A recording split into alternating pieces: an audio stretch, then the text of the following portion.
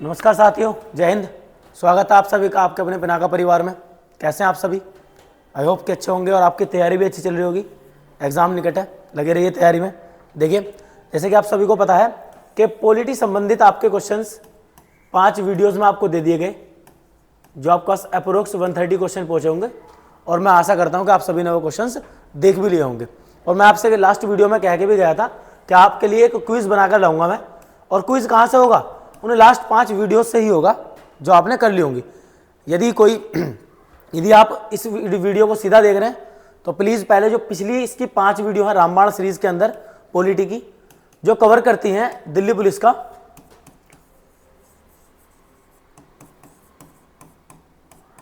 का previous year questions को आप उन्हें कर लेंगे ध्यान से, ठीक है ना। और उसके बाद इस क्विज को अटेम्प्ट करेंगे। हमारा सिंपल काम क्या होगा, मैं आपको क्वेश्चन दिखाऊंगा, आप रीड करेंगे, साथ ही साथ मैं भी कोशिश करूंगा रीड करने की, और आप उसका आंसर देंगे, ठीक है। और लास्ट में अपना एक कहते हैं स्कोर भी चेक करेंगे कि कितने क्वेश्चंस आपने अच्छे से कर लिए और कितने आप भूल गए थे या याद नहीं कर पाए। साथ ही साथ मैं एक काम और हल्का सा करूंगा, आपके लिए कुछ क्वेश्चंस भी छोड़ूंगा। देखता हूँ आप में से कौन कौन कमेंट करेगा। उसके लिए आप उसके आंसर को कमेंट में छोड़ दें या कहीं पर उसकी डिटेल को लिख लें, ठीक है ना। ऐसे क्वेश्चंस मैं साथ साथ आपको बताता रहूँगा। तो बैठिए, सीधे क्वेश्चंस करते हैं एक छोटी सी वीडियो के अंदर, और लगभग पिछली 5 वीडियो के जो भी इंपॉर्टेंट क्वेश्चंस हैं उन्हें इसमें हम करते हैं। आइए देखते हैं, जरा शुरू करते हैं आपका टेस्ट। आप लोग अटैम्प्ट कीजिए, कहीं नोटबुक वगैरह लेकर इसको अटैम्प्ट कीजिए और लगाइए आंसर, ठीक है। मैं कुछ देर के लिए रुकूंगा, आप पोज करके आंसर दें और फिर नेक्स्ट क्वेश्चन की तरफ चले जाएंगे। जैसे पहला क्वेश्चन आज के क्विज का आपका, भारत के संविधान के अधिकार का स्रोत किसे माना जाता है? यदि आपने वीडियो देखा होगा आप अच्छे से लगाएंगे इसको। लगाइए क्या हुआ इसका आंसर, और मैं इसका आंसर बताता हूं आपको। आंसर होगा इसका जनता। क्या होगा इसका आंसर? जनता। देखिए, डिटेल में आपको सब बता चुका हूं प्रीवियस वीडियोस में। यदि आपको डिटेल्स चाहिए तो आप पिछली वीडियोस को देख लीजिए और यहां पर अपना टेस्ट करते चलिए। चलिए नेक्स्ट क्वेश्चन देखते हैं, आप लोग भी करें इस क्वेश्चन को, पढ़िए आप लोग। क्या है क्वेश्चन हमारा? क्वेश्चन है, भारत की संविधान सभा द्वारा राष्ट्रीय गान को निम्नलिखित में से किस वर्ष अपनाया गया? लगाइए आप आंसर, क्या हो सकता है, ठीक है। लगाइए, लगा दिया होगा आपने। तो आंसर होगा इसका आपका क्या? 1950, है ना। वर्ष होगा 1950। अगर मैं डेट की बात करूं तो डेट आप लोग अपने पास से बताएं कि डेट क्या रही थी वो, है ना। आप लोगों ने वीडियो देख ली होगी तो आप लोग भी याद करें कि वो डेट क्या थी जिस डेट को हमारा नेशनल एंथम या राष्ट्रगान अपनाया गया था, ठीक है। चलिए नेक्स्ट क्वेश्चन, क्वेश्चन नंबर 3 क्या कहता है, पढ़िए आप लोग। देखिए क्वेश्चन कहता है, संविधान सभा ने भारत के संविधान को कब अंगीकार किया? कब संविधान सभा द्वारा भारत का संविधान एक्सेप्ट किया गया, ठीक है ना भाई। तो आप सभी आंसर लगाएंगे इसका, लगाइए। लगा दिया? चलिए मैं लगाता हूं इसका आंसर। आंसर होगा इसका 26 नवंबर 1949 को। कब लगाया था? कब अपनाया गया इसको? 26 नवंबर 1949 को। तो ऑप्शन नंबर आपका क्वेश्चन नंबर 3 का ऑप्शन नंबर सी सीधा आंसर हो जाता है, ठीक है ना। आप लोग याद रखेंगे इसको। नेक्स्ट क्वेश्चन देखते हैं जरा, क्या है क्वेश्चन आपका? क्वेश्चन नंबर 4 पढ़िए आप लोग। देखिए, पढ़ लीजिए। पढ़ा आपने? चलो, भारत के सर्वोच्च न्यायालय का उद्घाटन सत्र को शुरू हुआ या प्रारंभ हुआ? तो कब स्टार्ट हुआ? आप लोगों ने करा होगा क्वेश्चन, मैं आपको बार बार बता देता हूं। आप इस क्विज को तब अटेम्प्ट करें जब आप पिछली वीडियोस को देख लें, ठीक है ना। आप वीडियोस को देखिए और आके इस क्विज को अटेम्प्ट करके अपना स्कोर जरूर देखिए और कमेंट में स्कोर जरूर अपना सेंड करें। हम देखते हैं कि क्या स्कोर आपका आता है। ये जरूर आपको करना है कि स्कोर कितना रहा आपका, ठीक है। चलो, आपने लगा लिया होगा इसका आंसर। इसका प्रॉपर आंसर बताता हूं आपको, 28 जनवरी 1950, 28 जनवरी 1950, ठीक है भाई। चलिए आगे बात करते हैं। नेक्स्ट आपका क्वेश्चन नंबर 5 क्या कहता है, भारत के संविधान का अनुच्छेद 76 आर्टिकल 76 किसके कार्यालय के बारे में बताता है? ठीक है ना भाई, किसके कार्यालय के बारे में बताता है ना भाई। तो देखते हैं जरा किसके बारे में बताता है। लगाइए आप लोग, क्या हो सकता है? लगा दिया? चलिए तो मैं आपको इसका आंसर बताता हूं। क्वेश्चन नंबर 5 का आंसर होता है आपका डी, भारत के महान्यायवादी या अटॉर्नी जनरल के लिए आर्टिकल दिया गया। कौन सा आपका? आर्टिकल 76, ठीक है। चलिए नेक्स्ट देखते हैं क्वेश्चन। क्वेश्चन नंबर 6, निम्नलिखित में से कौन सा मौलिक अधिकार देश में आपातकाल घोषित होने पर भी निलंबित नहीं किए जा सकते? या कौन से वो मौलिक अधिकार है जो निलंबित नहीं किए जा सकते? पढ़िए आप लोग, ऑप्शन पढ़िए और अटेम्प्ट कीजिए। आई होप कि कर लिया होगा आपने अटेम्प्ट। चलिए मैं इसको आंसर बताता हूँ। आप सभी याद रखें कि भारत के संविधान के अनुसार आर्टिकल 20 और आर्टिकल 21 को इमरजेंसी लगने पर भी निलंबित नहीं किया जा सकता। ठीक है भाई, चलिए नेक्स्ट आइए देखते हैं क्वेश्चन। क्वेश्चन नंबर 7, भारतीय संविधान के निम्नलिखित में से किस अनुच्छेद में 6 से कम वर्ष के बच्चों के लिए आयु की प्रारंभिक या कह सकते हैं एक तरीके से जो प्रारंभिक बाल्यावस्था है उसके अंदर कम से 6 से कम उम्र के बच्चों के लिए किस आर्टिकल के अंदर यह प्रावधान किया गया है कि उनको शिक्षा संबंधित जो भी चीजें उपलब्ध या उनका उपबंध कराया जाएगा। ठीक है, तो चलिए आप लोग आंसर लगाइए इसका। यदि आप लोगों ने आंसर लगा दिया, मैं इसका रियल आंसर बताता हूं, जो इसका मतलब आंसर है वो आपका आर्टिकल 45 है ना। और मेरी तरफ से इसके अकॉर्डिंग एक क्वेश्चन आपके लिए, सभी के लिए, आप मुझे बताएंगे कि संविधान के, भले ही मुझे ना बताइए लेकिन अपने आप को चेक कीजिए, नॉलेज क्या है आपकी, है ना, अपनी कॉपी पे लिखिए, नोटबुक पे लिखिए जरूर कि संविधान के कौन कौन से वो अनुच्छेद या कौन कौन से वो आर्टिकल हैं जहां पर शिक्षा का प्रावधान किया गया है ना भाई। और ऐसे कितने, मैं बताता हूं 3 आर्टिकल हैं, आप लोग सर्च करेंगे कि कौन कौन से आर्टिकल हैं वो जिसमें किसका प्रावधान किया गया है, शिक्षा संबंधी प्रावधान। ठीक है, चलिए नेक्स्ट क्वेश्चन नंबर 7 पढ़िए आप लोग, क्या कहता है हमसे, पढ़ लिया आप लोगों ने। क्वेश्चन कहता है कि कौन सा आर्टिकल एंग्लो इंडियन समुदाय को कितने, उसके 2 सदस्यों को कहां बैठाता है, लोकसभा में, और वो भी किसके द्वारा, राष्ट्रपति के द्वारा किए जाते हैं या थे। वो आपको वीडियो में पता चल जाएगा कि हैं या थे। ठीक है ना, तो देख लेंगे अच्छे से। मैं आपको इसका आंसर बताता हूं, आपने अटेम्प्ट कर लिया होगा।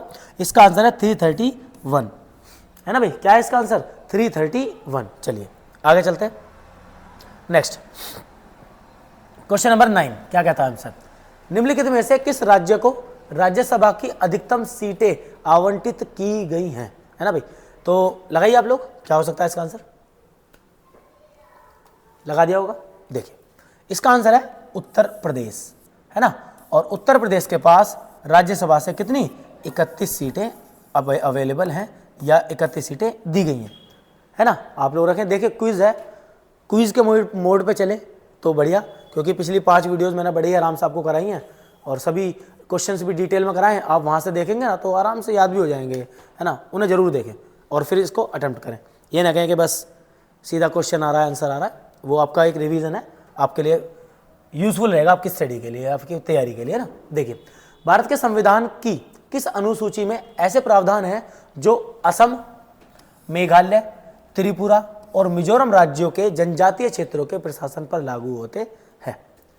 क्वेश्चन आपने पढ़ा है, और अगर मैं इसकी हल किसी बताता हूं आपको, शायद आप लगा पाए। मैंने कहा था AMTM समथिंग, कुछ ऐसा बताया होगा। अब समझदार समझ गए, ठीक है, ध्यान से देखो जरा, लगा लीजिए। क्या है इसका आंसर, आंसर है इसका ऑप्शन नंबर सी, छठी अनुसूची, जिसमें बताया गया है AM और TM के बारे में, असम, मेघालय, त्रिपुरा और मिजोरम। चलिए देखते हैं नेक्स्ट क्वेश्चन, क्वेश्चन नंबर 11 क्या कहता है, भारत के संविधान की किस अनुसूची में ऐसे, देखिए ये क्वेश्चन थोड़ा रिपीट हो गया है, आप लोग ध्यान दें जरा, ये रिपीट है, जो पिछला था वही इसका आंसर है, कोई बात नहीं, आप लोग कर लेंगे इसको, इसका भी आंसर छठी अनुसूची होगा। चलो नेक्स्ट क्वेश्चन नंबर 12 क्या कहता है हमसे, निम्नलिखित में से कौन GST माल और सेवा कर परिषद के अध्यक्ष के रूप में कार्य करता है। लगाइए आंसर, क्या हो सकता है।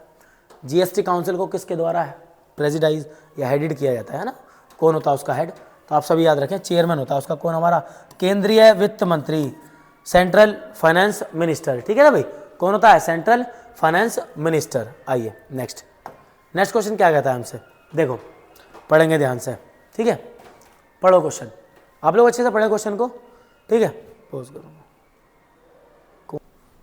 चलिए पढ़ लिया आपने क्वेश्चन, चलो एक बार देखते हैं जरा क्या कहता है क्वेश्चन, मैं शॉर्ट में पढ़ के देखता हूँ जरा, है ना, आप कर लेंगे कि विधायिका के अवकाश के दौरान अध्यादेश या ऑर्डिनेंस जारी करने की राज्यपाल की शक्ति, है ना।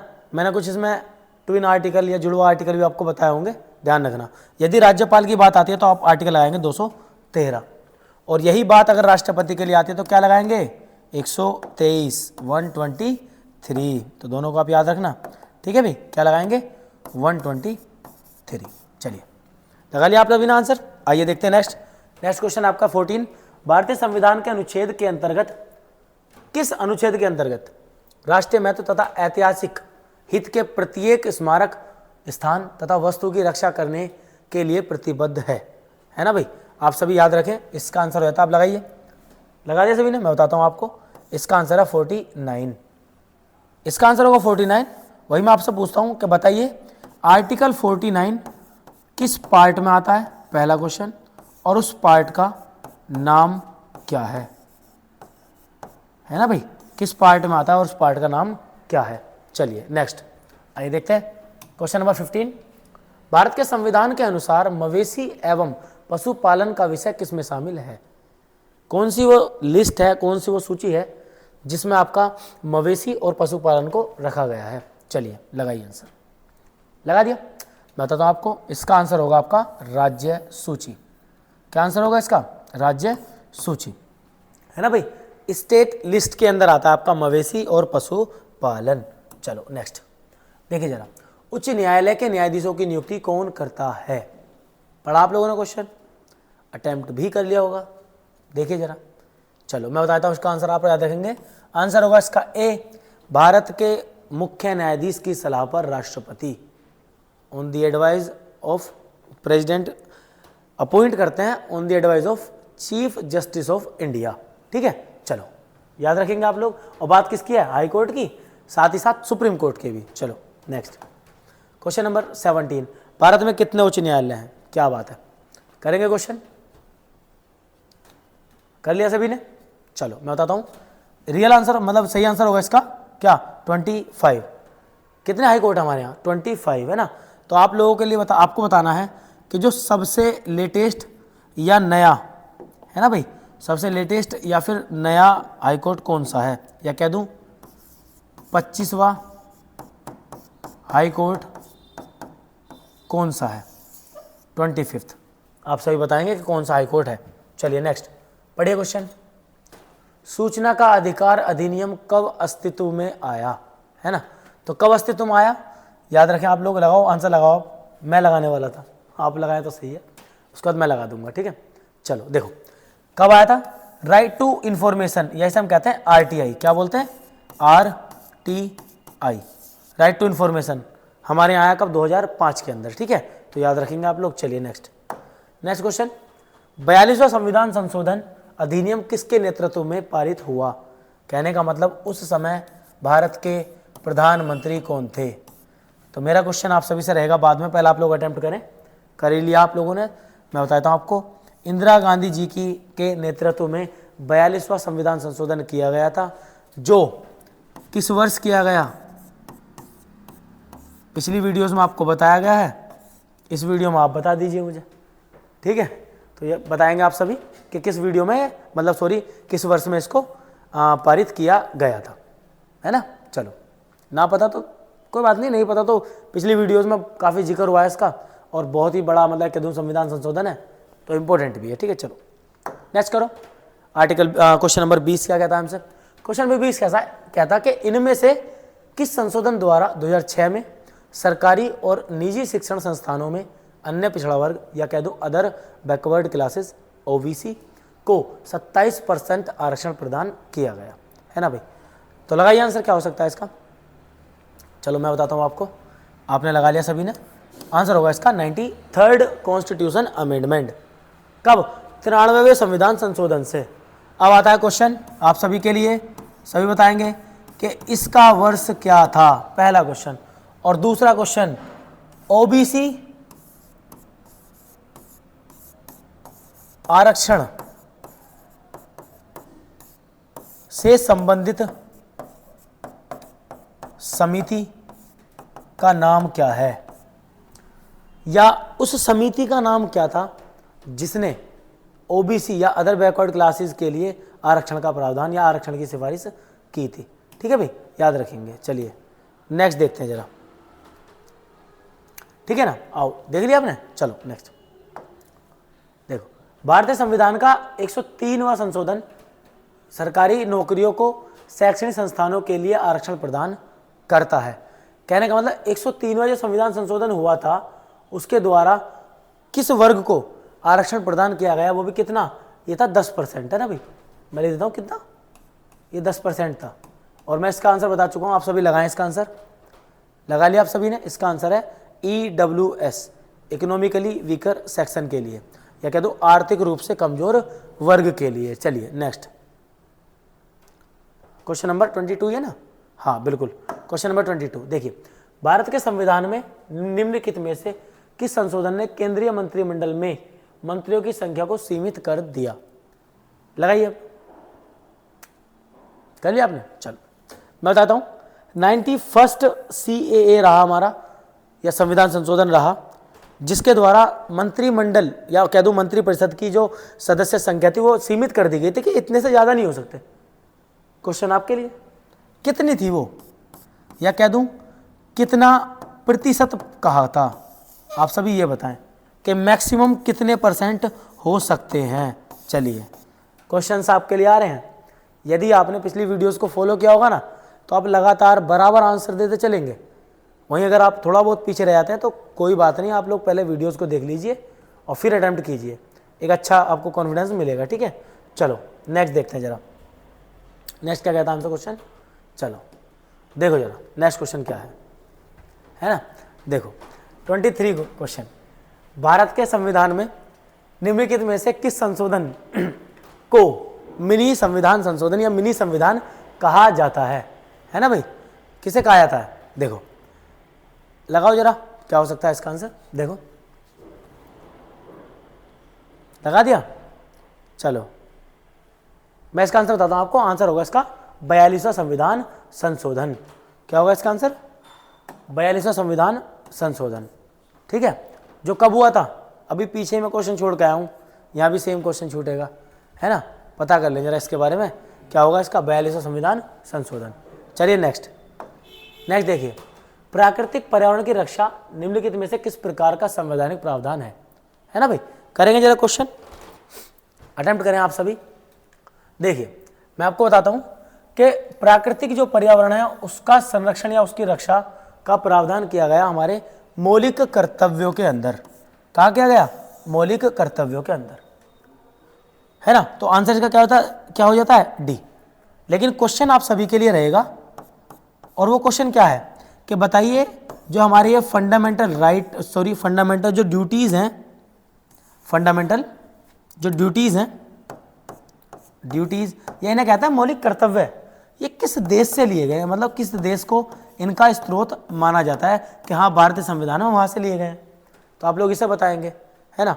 एक दो भी क्वेश्चन हो रहा है, लेकिन मैं पूछना चाहता ज़्यादा क्वेश्चन हो जाएंगे, फिर कहोगे कि हर क्वेश्चन में क्वेश्चन होते जा रहे हैं। कोई बात नहीं, आप इसे बताइए, पिछली वीडियोस के इसके संबंधित क्वेश्चन आप कर लीजिए, अच्छा रहेगा। चलिए नेक्स्ट देखिए, पढ़िए 25वां क्वेश्चन। पढ़ लिया आप सभी ने? ये कहता है कि वित्त विधेयक को संसद द्वारा पेश किए जाने के कितने दिनों के भीतर पारित किया जाना आवश्यक है? लगाइए, लगा दिया सभी ने? चलो इसका आंसर होगा 75 days. 75 days. Finance bill have to pass within 75 days from parliament and from the date of introduction और introduction। ठीक है भाई, याद रखें इसे कि जब उसको लाया गया है ना, इंट्रोडक्शन दिया गया है उसका, उसके 75 दिन के अंदर उसे पास कराना आवश्यक है। ठीक है, चलो नेक्स्ट क्वेश्चन करते हैं। चलिए इसी तरीके से आप करते जाइए आराम से, है ना? देखो जरा पढ़िए, भारत के संविधान में मूल रूप से कितने मौलिक अधिकार प्रदान किए गए थे? ये तो लगा भी लिया होगा आपने, बढ़िया। देखो इसका आंसर होगा 7 थे, और आज कितने हैं? तो आज है हमारे पास 6। कितने हैं? 6। और मूल रूप से कितने थे? 7। याद रखेंगे आप, आज ये सही चल रहा है, मस्त एकदम। क्वेश्चंस बढ़िया हो रहे होंगे, नए नए डिजाइन भी देखने को मिल रहे हैं ना। चलो देखो याद रखना आप लोग। नेक्स्ट करते हैं 27। किसी राज्य का राज्यपाल किसके प्रसाद पर्यंत मतलब होता है प्लेजर, के किसकी इच्छा से या किसके द्वारा अपने पद पर बने रहते हैं, है ना? लगाइए जरा, लगा दिया होगा सभी ने? चलो मैं बताता हूं, इसका आंसर होगा भारत के राष्ट्रपति के प्रसाद पर्यंत पर, है ना भाई? क्या होगा इसका आंसर? राष्ट्रपति के प्रसाद पर्यंत पर। चलिए नेक्स्ट क्वेश्चन नंबर 28। देश का पहला नागरिक कौन है? कौन होता है भाई देश का मुखिया? बताओ जरा। सबसे कह दो एक तरीके से ऊंचा पद किसके लिए माना जाता है, या कह दो देश के जो प्रतिनिधित्व होते हैं या प्रतिनिधि करते हैं हमारा, वो कौन करते हैं? तो भारत के राष्ट्रपति। कौन करते हैं? भारत के राष्ट्रपति। देखिए तो इसका आंसर क्या हो जाएगा? भारत के राष्ट्रपति। चलिए नेक्स्ट देखते हैं जरा क्वेश्चन नंबर 29 पढ़िए आप लोग, कीजिए। पढ़ लिया आप सभी ने? अटेम्प्ट कीजिए। नगर निगम की बैठकों की अध्यक्षता किसके द्वारा की जाती है? यदि आपने वीडियोस फॉलो किए ना तो आंसर आप इसका लगा चुके होंगे, और यदि नहीं किए तो फॉलो कर लीजिए और देखिए इसका आंसर होगा आपका मेयर। क्या आंसर होगा इसका? मेयर। याद रखें आप सभी। देखिए इसी प्रकार आपकी ये सीरीज आगे बढ़ती रहेगी। पिछली वीडियो जा चुकी हैं, अगली वीडियो आएंगी। नेक्स्ट सब्जेक्ट आपका प्रोबेबली जो रहेगा वो हिस्ट्री रहेगा। हिस्ट्री से संबंधित जितने भी आपके इंपॉर्टेंट क्वेश्चंस हैं वो सब आपके ऐसी वीडियोस में कवर करे जाएंगे, और जैसे ही वो हिस्ट्री कंप्लीट होती है फिर एक क्विज कराया जाएगा। ऐसा ही आप लोग ऐसे ही क्विज अटेम्प्ट करते रहेंगे ना, तो ऐसे ही आप लगातार इस सीरीज़ को आगे करते चले जाएँ तो आपके अच्छे मतलब कहते हैं एक तरीके से प्रैक्टिस अच्छी हो जाएगी आपकी। तो इसका आंसर क्या हो जाता है भाई? इसका आंसर होता है मेयर, है ना, याद रखना। चलिए नेक्स्ट क्वेश्चन है, महाधिवक्ता किसके प्रसाद पर्यंत तक अपने पद पर रह सकते हैं? देखिए जिस तरीके से राज्यपाल रहते हैं राष्ट्रपति के प्रसाद पर्यंत, न्यायवादी रहते हैं राष्ट्रपति के प्रसाद पर्यंत, वैसे ही जो महाधिवक्ता होते हैं वो किसके रहते हैं? राज्यपाल के प्रसाद पर्यंत। राज्यपाल के प्लेजर के साथ ही महाधिवक्ता क्या करते हैं? कार्य करते हैं, पद पर बने रहते हैं। चलिए नेक्स्ट क्वेश्चन देखिए, 31 पे आ गए हम धीरे धीरे, है ना, ऐसे ही चलेंगे। 50, 51, 52 क्वेश्चन हम करेंगे, ठीक है ना। चलो ध्यान दो जरा, पोज। चलिए हो गया क्वेश्चन। आइए नेक्स्ट देखते हैं जरा क्वेश्चन नंबर 31, ठीक है। क्या कहता है? पढ़िए आप लोग। हो गया। देखिए निम्नलिखित में से कौन राष्ट्रीय आपदा प्रबंधन प्राधिकरण का पदेन अध्यक्ष है या होता है? देखिए मैंने आपको बताया होगा एनडीएमए के बारे में, national disaster management authority, NDMA. और एनडीएमए का पदेन अध्यक्ष होता है हमारे भारत का प्रधानमंत्री। कौन होता है? प्रधानमंत्री, ठीक है ना। तो याद रखना, आप लोगों ने लगा भी लिया होगा इसका आंसर क्या होता है? भारत का प्रधानमंत्री। चलिए नेक्स्ट क्वेश्चन देखते हैं क्या कहता है हमसे, पढ़िए। नीति आयोग का गठन किस वर्ष किया गया था? है ना देखो नीति आयोग का गठन कब किया गया? आप लगाओ आंसर क्या हो सकता है? 17, 18, 12 या 15? मैं आपको बताता हूँ। नीति आयोग का गठन किया गया था 2015 में, है ना भाई। और कब किया गया था? 1 जनवरी 2015। 1 जनवरी 2015। क्वेश्चन आप सभी के लिए ये है कि नीति आयोग का अध्यक्ष कौन होता है ना। नीति आयोग का अध्यक्ष कौन होता है बताइए। चलिए नेक्स्ट क्वेश्चन करते हैं। क्वेश्चन नंबर 33 पढ़िए आप लोग। क्या कहता है? संघ लोक सेवा आयोग के अध्यक्ष और सदस्यों का कार्यकाल कितना होता है ना। तो पढ़े कितना होता है? देखिए इसका आंसर होगा आपका 6 साल या 65, जो पहले हो जाए, है ना, जो पहले हो जाए वो इसका आंसर होता है। आपका मतलब 6 वर्ष या 65 वर्ष, याद रहेगा आपके। चलो सही किया होगा आप लोगों ने, अटेम्प्ट करते चल रहे हैं। 33 हो गए। चलते हैं जरा नेक्स्ट क्वेश्चन नंबर 34, नोटा। पढ़िए। नन ऑफ दी अबोव, इसका मतलब होता है नन ऑफ दी अबोव। इसका यूज किस वर्ष के आम चुनावों में किया गया था, ये पेश किया गया था, ठीक है।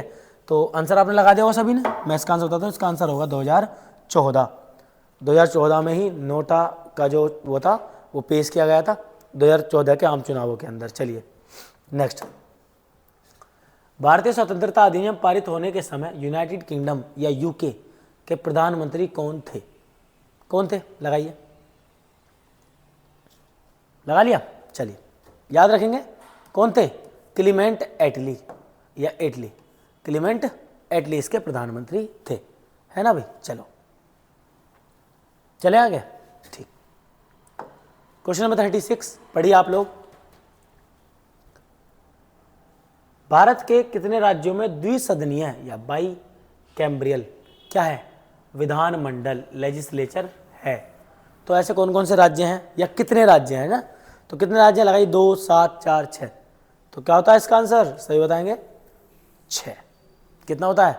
6, है ना। लीजिए कितना होता है? 6। बस आप ये देख लीजिए, एक बार जरा रिवाइज कर लेना कि वो 6 के 6 राज्य कौन से हैं, है ना भाई।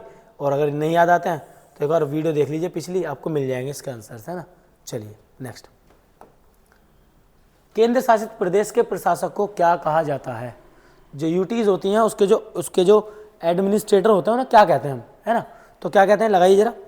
लेफ्टिनेंट गवर्नर, गवर्नर जनरल, या गृह मंत्री, या मुख्य आयुक्त।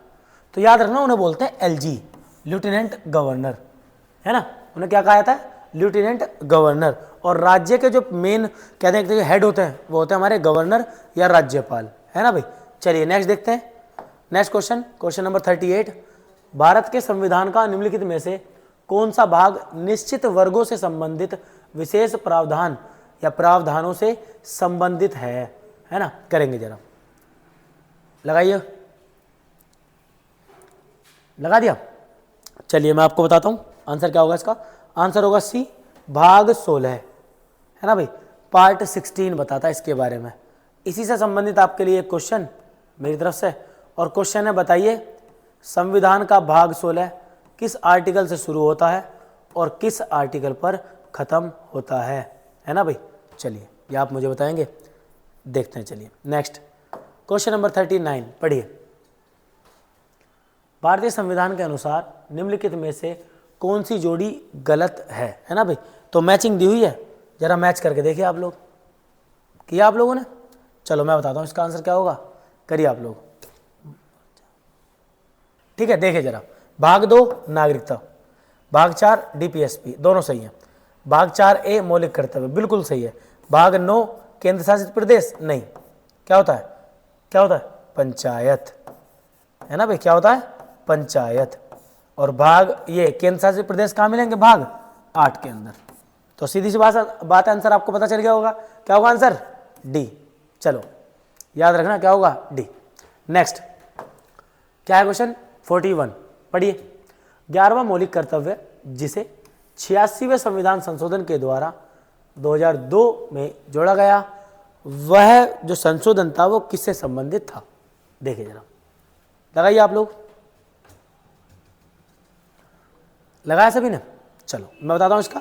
जो 86वां संविधान संशोधन था उसके द्वारा 11वां मौलिक कर्तव्य जोड़ा गया था, और वो 11वां मौलिक कर्तव्य था आपका बच्चों की शिक्षा के संबंध में।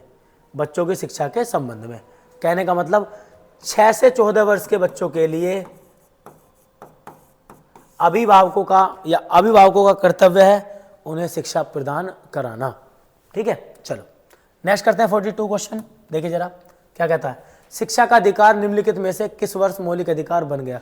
ये वही है कि 86वें संविधान संशोधन से ही हमारा एक मौलिक अधिकार भी जोड़ा गया था, लेकिन वो कानूनी तौर पर लागू जो हुआ वो हुआ था कब, 2010 में। कब हुआ था, 2010 में लागू, ठीक है। कब हुआ था, 2010, याद रखेंगे। चलिए नेक्स्ट क्या है, केंद्रीय संविधान समिति के अध्यक्ष निम्नलिखित में से कौन थे? लगाइए, बताया था ना संविधान सभा, उसकी बहुत सारी मतलब कितनी 13 समितियां बनाई गई। उन समितियों में एक समिति आपकी ये भी थी, उसके अध्यक्ष कौन थे? तो कौन थे, पंडित जवाहरलाल नेहरू जी, पंडित जवाहरलाल नेहरू। क्वेश्चन सही गया होगा आपका ये भी, है ना। चलो नेक्स्ट क्वेश्चन 44, मंत्री परिषद सामूहिक रूप से किसके प्रति उत्तरदायी होती है? बहुत ही अच्छा क्वेश्चन है, बहुत बढ़िया क्वेश्चन है भाई, ठीक है। और क्या होता है इसका आंसर, कंप्लीट जो आपकी काउंसिल ऑफ मिनिस्टर होती है वो रेस्पॉन्सिबल होती है किसके लिए, कलेक्टिवली रेस्पॉन्सिबल होती है लोकसभा के लिए। अब चाहे मंत्री परिषद के अंदर कोई भी मंत्री, चाहे लोकसभा से हो चाहे राज्यसभा से हो, ठीक है। याद रखेंगे सामूहिक रूप से जो जवाब देना होगा वो लोकसभा में देना होगा। क्यों? क्योंकि लोकसभा जनता के द्वारा चुनी जाती है, ठीक है। चलो नेक्स्ट क्वेश्चन नंबर 45, निम्नलिखित में से किस राज्य में सबसे अधिक विधानसभा क्षेत्र है? बढ़िया, अच्छा क्वेश्चन है। तो याद रखें इसका आंसर क्या है आपका, उत्तर प्रदेश। उत्तर प्रदेश के अंदर 403 विधानसभा क्षेत्र है, तो इसलिए मैक्सिमम कहाँ पे है, उत्तर प्रदेश में। आपके लिए मेरी तरफ से एक क्वेश्चन, तो बताइए उत्तर प्रदेश की विधान परिषद, जिसे इंग्लिश में कहते हैं हम क्या, लेजिस्लेटिव काउंसिल, के अंदर सदस्य कितने हैं? के अंदर सदस्य कितने हैं? चलिए नेक्स्ट करिए। संसद के दोनों सदनों की संयुक्त बैठक की अध्यक्षता कौन करता है ना? कौन प्रेसिडेंट होता है या प्रेसिडाइज होता है किसके लिए? जॉइंट सेशन के लिए, है ना भाई? लगाइए। तो किसके लिए होता है? कौन होता है भाई? लोकसभा का अध्यक्ष। क्वेश्चन बड़े अच्छे क्वेश्चन है, 2-3 क्वेश्चन देता हूं, बता देना। इस अधिवेशन को बुलाने का कार्य किसका? कौन बुलाता है? संयुक्त अधिवेशन कौन बुलाता है ना? और एक संयुक्त अधिवेशन का प्रावधान किस संविधान के किस आर्टिकल में किया गया है ना भाई? मैं उम्मीद करूंगा आप लोग इन क्वेश्चंस के आंसर भी मुझे देंगे। अच्छा लगेगा आप लोग इनके आंसर्स करें, इससे आपका रिवीजन भी होगा, है ना? इससे धीरे धीरे आपका सारा रिवीजन भी हो जाएगा। तो कमेंट में जरूर आंसर दें इनके, पता चलेगा कि कौन अच्छे से रिवीजन कर रहा है ना। एक केंद्रीय 47वां क्वेश्चन क्या कहता है आपसे?